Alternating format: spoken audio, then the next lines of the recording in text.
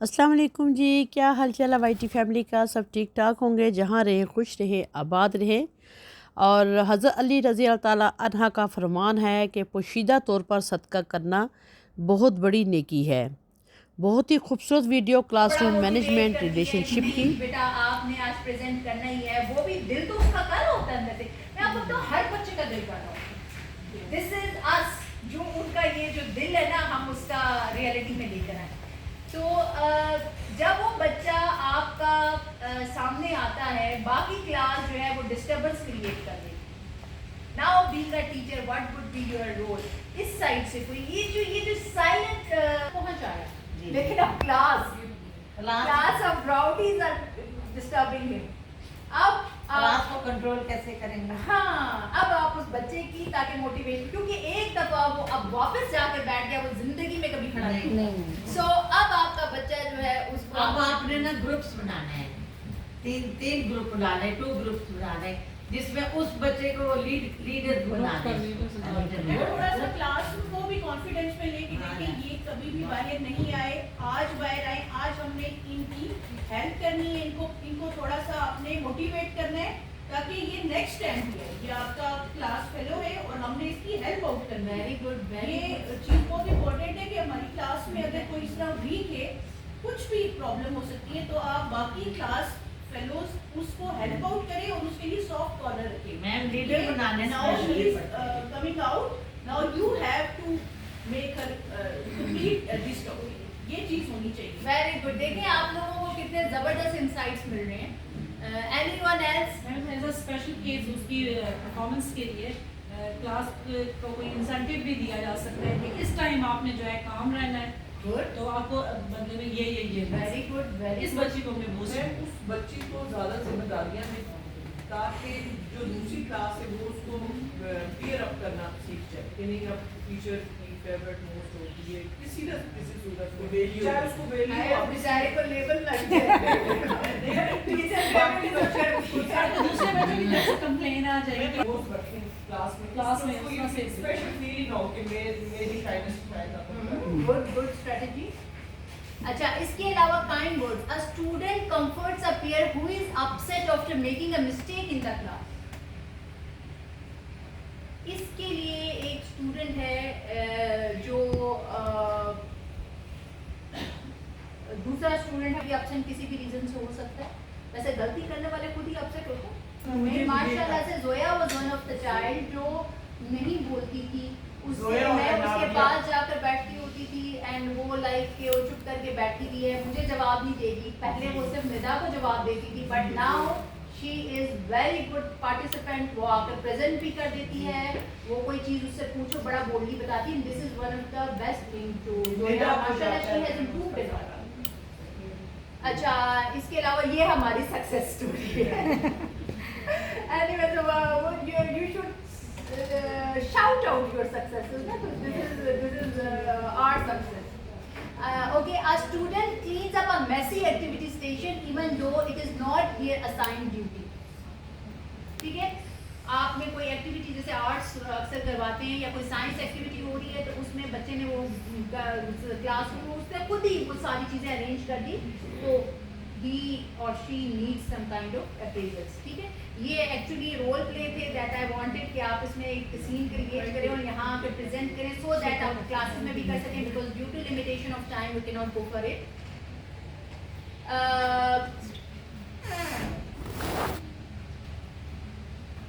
Then अब अच्छा, यहाँ तक अब हमारा आपने क्या करना है। This is students answer. Climate change is a big issue. It affects a lot of people in many ways. People feel it more now. There are problems like heat and water. It should be solved soon. अब आपने क्या करना है, इस paragraph को देखें and सब individual task है ये 1 से लेकर 10 तक। इसको आप जो भी नंबर देना चाहते हैं, इस पैराग्राफ को being a teacher, let's suppose you are all are the teacher. Question वो है, आंसर ये है। आपने इसको चेक कर रहे हो, सब इसको नंबर दे दो 1 से लेकर 10, यानी कि टोटल नंबर कितने हैं? नहीं लिख लेना। आप 5 दे रही हैं। पैराग्राफ का आंसर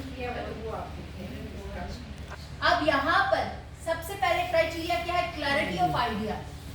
अगर बच्चा लिख रहा है ideas are fully developed and well explained, कितने नंबर मिल जाएंगे?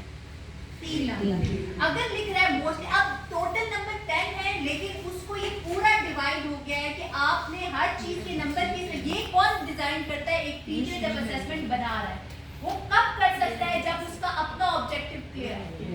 ठीक है, ब्रेकडाउन बना दिया। यस. अच्छा, मोस्टली क्लियर है but lack depth in places. और तीसरा क्या? वेग और जनरल स्टेटमेंट.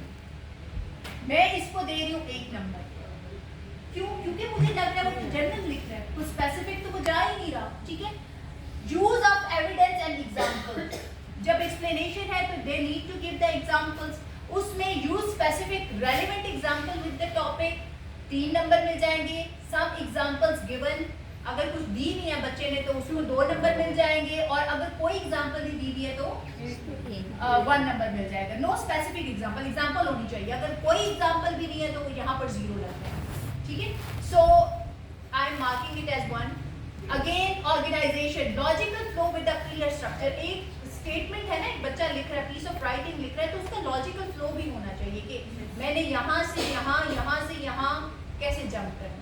तो वो अगर उसका ठीक है तो, अगर मोस्टली ऑर्गेनाइज है 2 नंबर.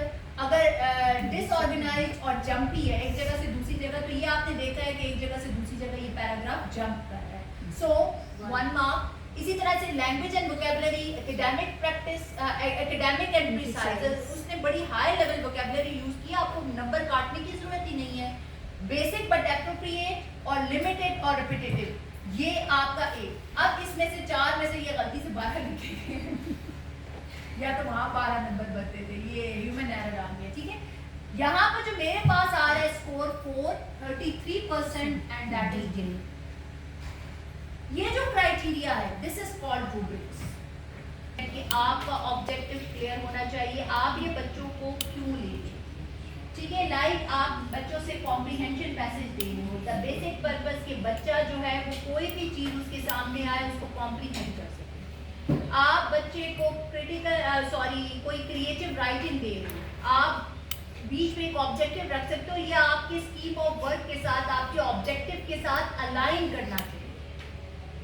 ठीक है. तो ये चीज को बहुत केयरफुली एक टीचर जो है, she need to clear, very vigilantly, very clearly design the assessment, और उसके लिए it should align with the learning outcomes.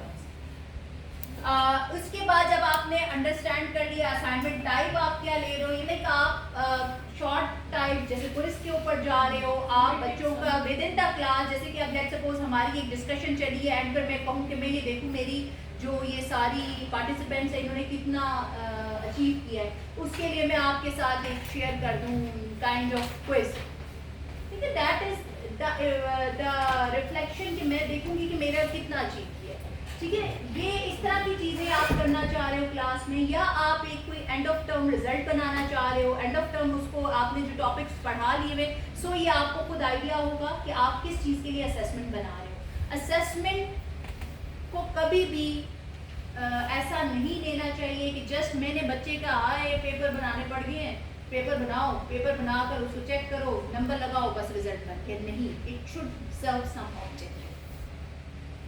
ठीक है ना. ये पेपर बनाना, टेस्ट बनाना ये कोई मामूली चीजें नहीं है, ये आपके बच्चे को बनाने वाली चीजें. देन आपने जब देख लिया, उसके बाद आपके रूब्रिक्स टाइप 2 तरह के होते हैं. एक होता है adaptation and applies it on survival scenario. ठीक है. यहाँ पर इसके नंबर 1 नंबर दे रहे हो आप. अगर ये बच्चा कर लेता है तो 1 नंबर दे रहे हो आप, और इसी तरीके से 1 मार्क आप उसको एनालिसिस का दे रहे हो. ठीक है. दीज आर द थिंग्स जो पेपर में अब टीचर अपने पास सेट कर लेगी. ठीक है. या वो कुछ एग्जांपल्स हैं, जैसे कि आप कहते हो कि लिस्ट द एनिमल्स जो कि मैमल्स हैं. ठीक है. अब आपने 10 की लिस्ट बना ली, आपने उनको कहा हुआ 3, आपने वो लिस्ट बनाकर रख ली, इनमें से कोई 3 भी स्टूडेंट लिख लेता है उसको 3 नंबर मिल जाएंगे. ठीक है. ये चीजें आप अपने पास बनाकर एज एन आंसर की या टीचर रिसोर्स आप रख सकते हो. जब आप इसको क्लियरली आपने इन जो रूब्रिक है ये जब आपने क्लियरली बना लिया, अब आपका paper with that marking scheme मेरे पास आएगा ना, मैं भी उसको उसी पैटर्न पर चेक करूंगी जैसे ये पेपर आपके पास आएगा। ठीक है, वहां पर आपके इमोशंस, वहां पर देखिए एक स्कूल के अंदर जैसे आपका 5वीं क्लास का बोर्ड है, 5वीं क्लास में 4थी क्लास तक आप अपने इमोशंस को चलाओगे। 5वीं में तो आपका टीचर जो चेकर है उसको नहीं पता होगा कि आपका बच्चा कैसा रिजल्ट प्रोड्यूस कर सकता है, कैसा है आपके साथ। ठीक है, इसी तरीके से 10वीं में आपका एग्जाम है, वो भी एक्सटर्नल एग्जाम है, वहां पर भी जाकर फिर आपका यही प्रॉब्लम होगा। सो ये जो रूब्रिक्स हैं for any assessment, it is very important to design. आप इनको डिजाइन करके आप अपने पास रख सकते हैं। जो अंग्रेजी टीचर है वो कॉम्प्रीहेंशंस के, ओपन एंडेड क्वेश्चंस के बनाकर रख सकते हैं। साइंस टीचर्स हैं, डेफिनेशन, एग्जाम्पल, हर चीज की वो जो है रूब्रिक्स अगर डिजाइन कर लेंगे कि अगर बच्चे ने राइट डेफिनेशन लिखी, I will give this mark. अगर उसने साथ ये वाली एग्जाम्पल लिखी, रेलिवेंट एग्जाम्पल लिखी, तो उसके इतने नंबर मिलेंगे। नहीं लिखी तो मैं 0.5 उसको दे दूंगी। ठीक है ना, और वो आपके साथ एक जस्टिस सर्व करेगा आपके हर बच्चे के पेपर पर। जरूरी नहीं है कि खाली उन बच्चों के पेपर पर जिसके साथ आपका एक जो है ना एक इमोशनल लिंक डेवलप हुआ। ठीक है, this is all from my side, thank you. Any question? अब क्वेश्चन का टाइम